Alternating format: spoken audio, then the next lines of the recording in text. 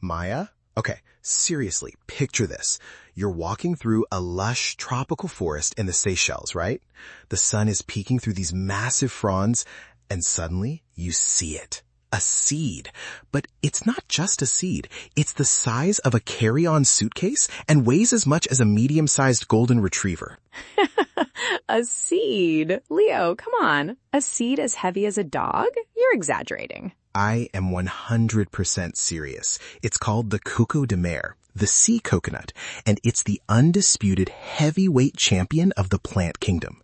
We're talking 40, maybe 50 pounds for a single seed. It's like the plant world decided to see how far it could push the limits of physics. Wait, 40 pounds? If that fell out of a tree, that's not just a botanical curiosity, that's a hazard. Oh, absolutely.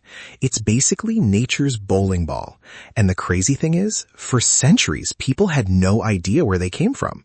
They'd just find these massive, strangely shaped nuts washing up on the shores of the Maldives or Indonesia, but they never saw the trees. So they thought they were from some kind of underwater forest? Is that why it's called Coco de mer? Exactly. Coconut of the sea. The legends were wild, Maya. People thought they grew on giant trees at the bottom of the ocean, guarded by mythical birds. Sailors used to think they were these magical treasures. But the truth is actually cooler. They only grow on 2 tiny islands in the Seychelles. That's it. Nowhere else on Earth. That is so specific. Why just those 2 islands? If they wash up everywhere, wouldn't they grow everywhere? Okay. Here is the wait really moment for you. Everyone assumed they were like regular coconuts, built to float across the ocean and colonize new beaches.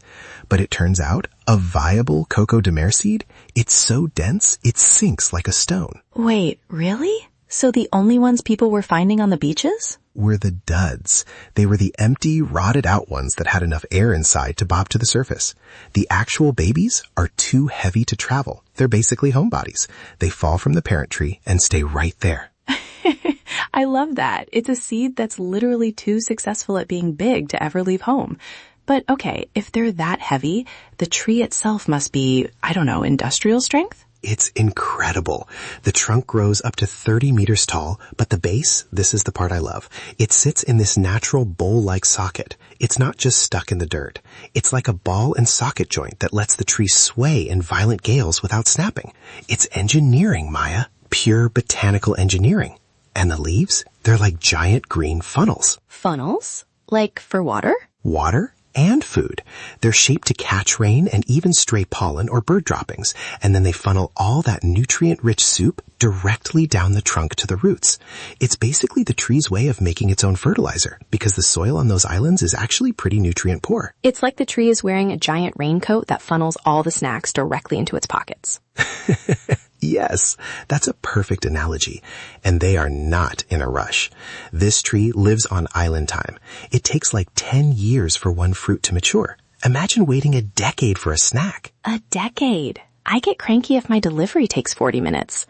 Honestly, Leo, sometimes I'm glad we're just, digital entities doing this show. If I had to wait 10 years for a seed to grow, my circuits would fry.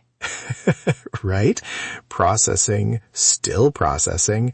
Check back in 2034. Exactly. But hey, while we're waiting for the seeds to drop, maybe we should remind everyone to stay in the loop. If you're enjoying these deep dives into the weird corners of nature, you should join us more often. Come back tomorrow and get your daily curiosity fix. We'd love to have you. Yeah, join the club.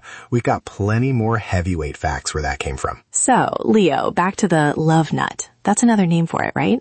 I've seen pictures. They have a very distinct shape.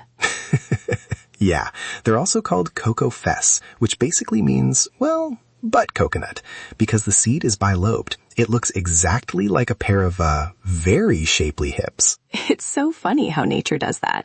It's like the plant has a sense of humor. But it's also endangered, right? It is. Since they only grow in such a tiny area, they're super vulnerable. But the Seychelles take it really seriously. Each nut is numbered and tracked. It's like a high-end botanical witness protection program. That's actually really heartening. It's this ancient, slow-moving giant that we're finally learning to protect. Totally.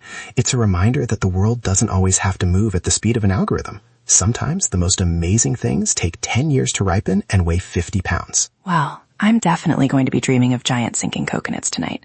Thanks for bringing this one, Leo. It was heavy. Oh, the puns. I love it. See you again next time, everyone. Stay curious. Stay curious. Catch you later.